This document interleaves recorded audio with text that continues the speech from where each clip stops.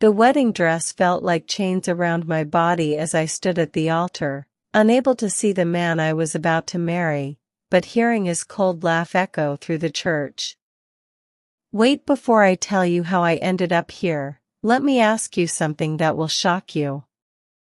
What if I told you that being blind actually saved my life? What if I told you that not seeing with my eyes helped me see the truth that everyone else missed? Stay with me, because what happened next will blow your mind. My name is Grace, and I was born blind in the busy streets of Lagos. But that's not the worst part of my story. The worst part is that my own mother sold me to a man I had never met. Let me take you back to where it all started. I was 18 when everything changed. I lived in a small room with my mother, Sarah, in a crowded area of the city. Every morning, I would sit by our window and listen to the sounds of Lagos waking up. Cars honking, people shouting, children laughing as they ran to school. My mother worked as a cleaner in big offices, but the money was never enough. I could hear the worry in her voice every night as she counted coins, trying to make them stretch until her next pay. Grace, she would say, I wish I could give you a better life. I always told her the same thing, Mama, I'm happy. We have each other. But happiness, I learned, is a luxury poor people can't always keep. One evening, as rain pounded on our tin roof, my mother came home different. I could feel it in the way she walked, slow and heavy. I could hear it in how she breathed, like she was carrying a secret too big for her chest. Grace, she said, sitting on our small bed. We need to talk. My heart started beating fast. In my 18 years, I had learned to read people through their voices, their breathing, the way they moved. And right now, my mother sounded like someone about to break bad news. What is it, Mama? She was quiet for a long time. Then she said words that felt like ice water in my veins. There's a man. A very rich man. He wants to marry you. I laughed. Actually laughed. Mama, who would want to marry a blind girl? You're joking, right? But she wasn't laughing. His name is Mr. David. He's very wealthy. He saw you last month when we went to the market, and he likes you. Saw me? Mama, I don't understand. Why would a rich man want me? My mother's voice got smaller, like she was shrinking into herself. He said he wants to take care of you. Give you a good life. He'll pay me money, Grace.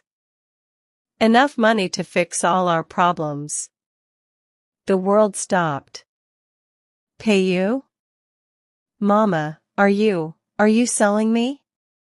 It's not selling, she snapped, but her voice cracked. It's marriage. You'll be his wife. You'll live in a big house, eat good food, wear nice clothes. I stood up so fast I knocked over our water cup. I don't want nice clothes.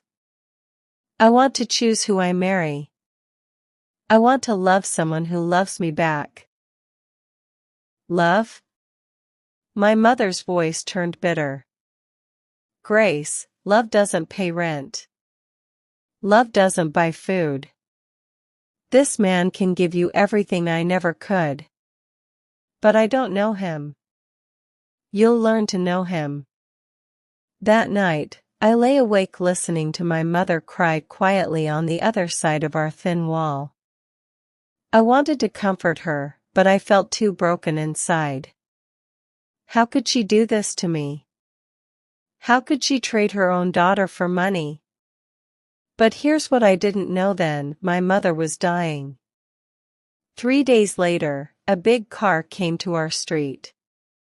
I heard its engine purring outside our door, different from all the old, noisy cars in our area. This one sounded expensive. "He's here," my mother whispered. My hand started shaking. I had never felt so scared in my life. The car door slammed shut, and I heard footsteps walking toward our house. Heavy footsteps. Confident footsteps. Footsteps that belonged to someone used to getting what they wanted. Then came a knock on our door. "Come in," my mother called. The door opened, and I smelled expensive cologne mixed with cigarette smoke. The man's presence filled our tiny room like a storm cloud. "So this is her," he said. His voice was deep, but cold. Like talking to him was a business meeting, not meeting his future wife. "Yes, sir," my mother said. "This is Grace. Look at me, girl." I turned toward his voice, but of course, I couldn't see him. I said, "Look at me." "Sir," my mother said quickly, "she's blind. She can't see." He was quiet for a moment. Then he laughed. Not a happy laugh. A laugh that made my skin crawl. "Perfect," he said. "She won't see other men. Won't be tempted to run away." My blood turned to ice. This wasn't about love or even liking me. This was about control. He walked closer to me. I could feel his eyes looking me up and down like I was an animal he was thinking of buying. "Turn around," he commanded. "Sir?" I whispered. I said, "Turn around. I want to see what I'm paying for."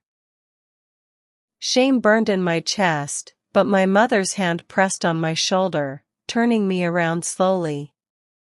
"Good," he said after a long moment. "She'll do." He'll do? I wasn't a person to him. I was a thing. "The wedding is in 2 weeks, he told my mother.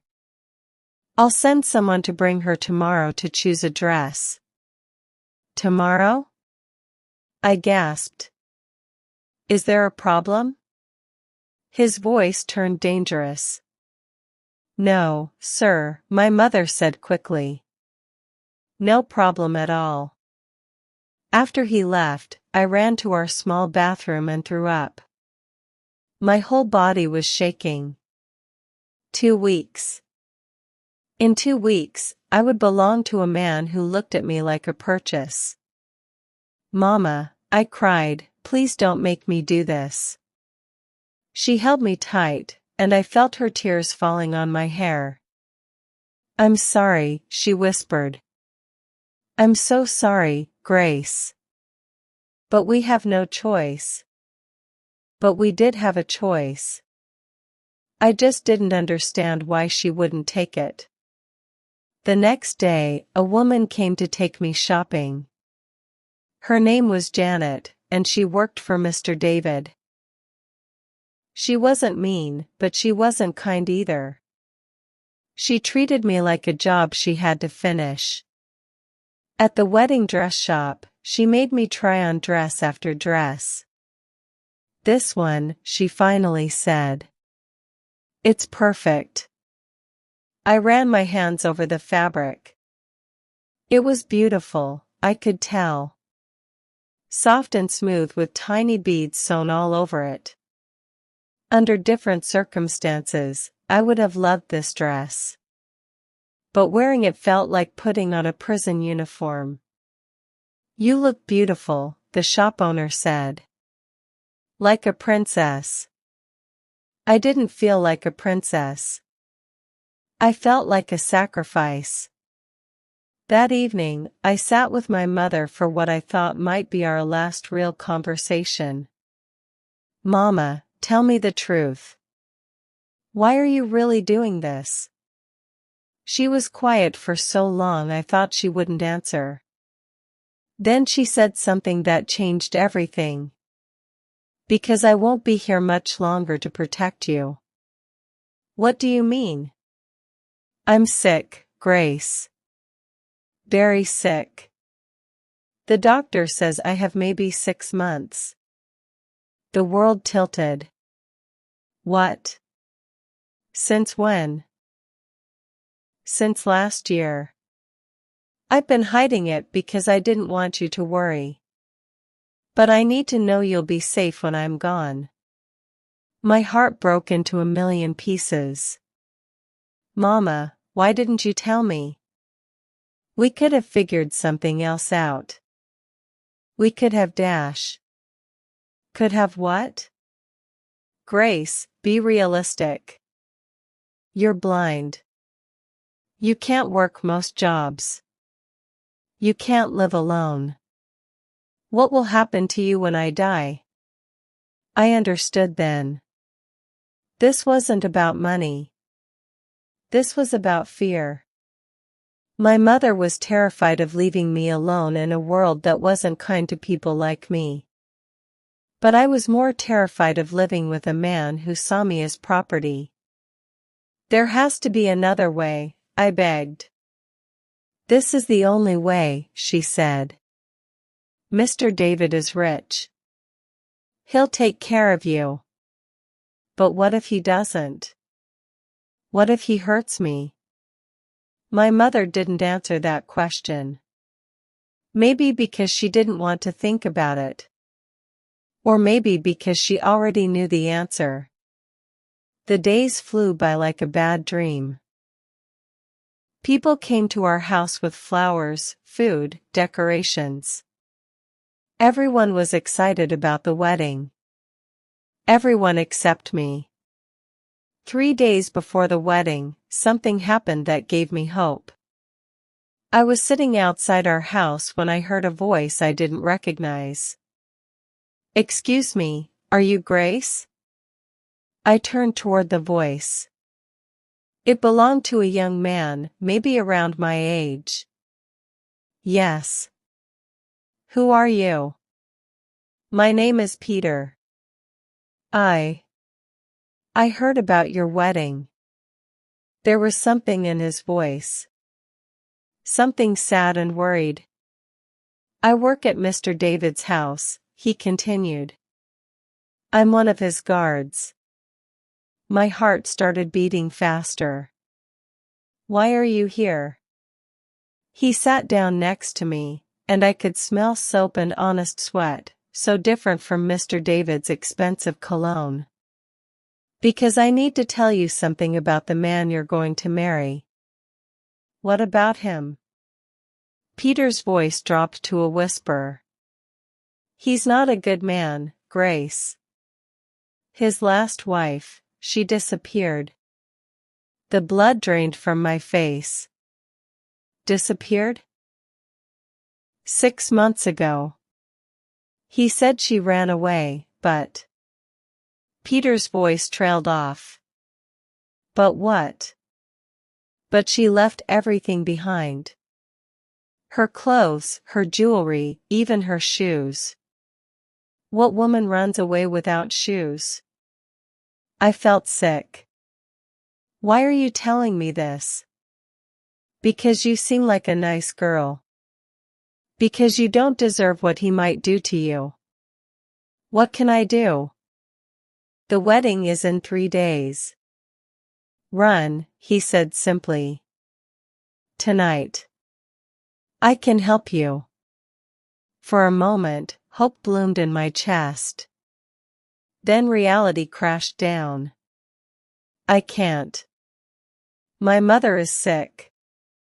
She needs the money he's paying her. Money isn't worth your life. It is if it's the only way to save hers. Peter was quiet for a long time. Then he said something that made my heart skip. What if I told you there might be another way? What do you mean? I've been watching Mr. David for months. I think he's doing illegal things. If we could prove it, if we could get him arrested, he'd go to jail, and I wouldn't have to marry him. Exactly. But before Peter could explain more, we heard a car approaching. The same expensive engine I had heard 3 days ago. He's here, Peter whispered urgently. I have to go. But Grace, think about what I said. If you change your mind, leave a red cloth on your window tonight. I'll know you want my help. He disappeared just as Mr. David's car stopped in front of our house. Grace! Mr. David called. Come here. I walked toward his voice, my legs feeling like water. I brought you something, he said. I heard a small box opening. Then he grabbed my hand and slipped a ring onto my finger. The ring was huge and heavy, but it felt like a chain. Tomorrow, we'll have the traditional ceremony at my house, he said. Just my family and yours. Then the church wedding the next day. Traditional ceremony? I asked. Where you officially become mine, he said, and I could hear the smile in his voice. It wasn't a nice smile. After he left, I sat in our room touching the ring on my finger. It was beautiful, I'm sure. But it felt like it was burning my skin. That night, as my mother slept, I made the hardest decision of my life. I took one of my red dresses and tied it to our window. 2 hours later, I heard a soft knock on our door.